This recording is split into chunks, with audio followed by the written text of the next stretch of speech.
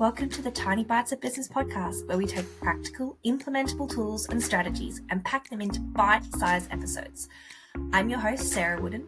Let's talk about systems, streamlining, and business strategy. Welcome back to another Tiny Bites of Business podcast episode. Today, we're going to do our very first specific tech review, which is something that I haven't done up until yet. I wasn't sure if we would. And see, let me explain part of the reason for that. I don't believe that there is a one-size-fits-all tech stack, and I would never presume to say to another business, this is the tech that I'm using and so it's what you're going to use too. No. Every business has specific needs. They've already got software that maybe they're really comfortable with using and it's serving them really well. Maybe their particular way of thinking or their learning style really suits some software over others.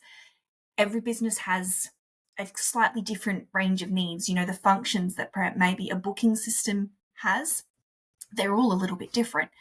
And so there will never be a one-size-fits-all tech stack that I will ever push on any of my clients or my community, because that's not how we work around here. My philosophy is understanding your needs, your values, how your brain works, understanding the core parts of the tech that you are already using, and then integrating around that. And sure, sometimes that will mean finding a better system and migrating somewhere else, but that is done as part of analysis of what is and isn't working, what are the needs, what are the budgets, all the rest of the things. So please be mindful when I do tech reviews and reminders on Instagram or here on the podcast or anywhere else, that it is only one option. And there may be options out there that you are already using or that you haven't even heard of yet that suit you better. Having said that though, there are some fabulous tools out there that can be used to support a wide variety of businesses. And one of those ones that I really love is Airtable. If you have ever used Excel spreadsheets or Google Forms, it is like that on steroids.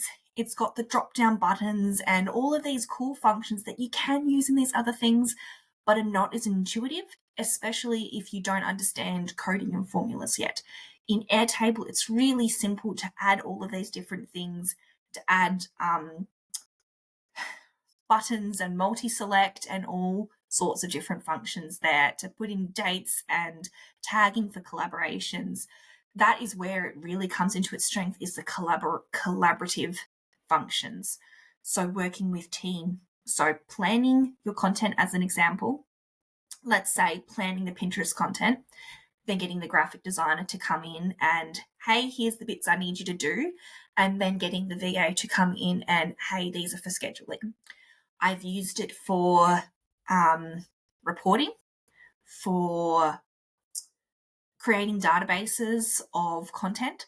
So for example, if I did an audit on a business's material for a media page, this was something that I did not that long ago.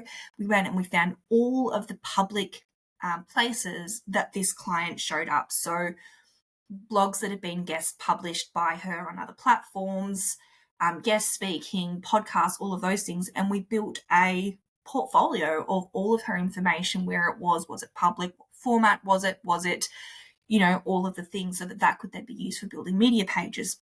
We've used it for collaboratively working with clients on their projects, on optimization projects, on copywriting tasks.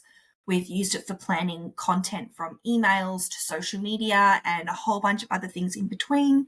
It's really useful for creating databases of archived content. So I actually plan my social media content on ClickUp. My business is built in ClickUp. That's where my project management and my CRM is. That's where I build it. I've then got a function running, an automation in ClickUp, that actually, when I archive that content and say, yes, I've posted that, but I want to come back to it, it automatically sends it over to Airtable for me. So I've got a database of my content, which is really helpful for being able to repurpose information. One of the things that I really love about Airtable is the form function. So I have used Airtable for planning an event where guest speakers were being part of it. So we had one tab for the actual planning, then we had another tab for all the guest speakers, and there was a form for the guest speakers with things like their topic, their contact, any freebies, their photo, any questions they specifically wanted to be asked, all of that sort of stuff. And so that all went into a speakers tab. It's really handy for those sorts of things. I really love the free function. The free level is really good. Moving up to the paid function, you can do a lot more with automations and merging and all sorts of things like that. But as a basic data collection, planning, reporting, looking at analytics, being able to track what's going on, fantastic for all of that. And I really do think that as far as a spreadsheet function goes, it's really interactive and it's really simple to use. So if you're looking for something in your business where you can start collecting things like how is your social media going? How are your finances tracking?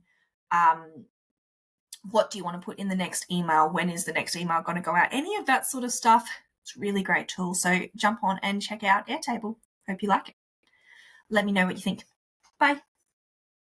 Thanks for listening today. My goal is that every episode is both compact and useful because I know that you're a busy little bee building a business that makes an impact. But there's only so much I can share with you in just a few minutes, and you have your own unique ecosystem of tech, tasks, and needs.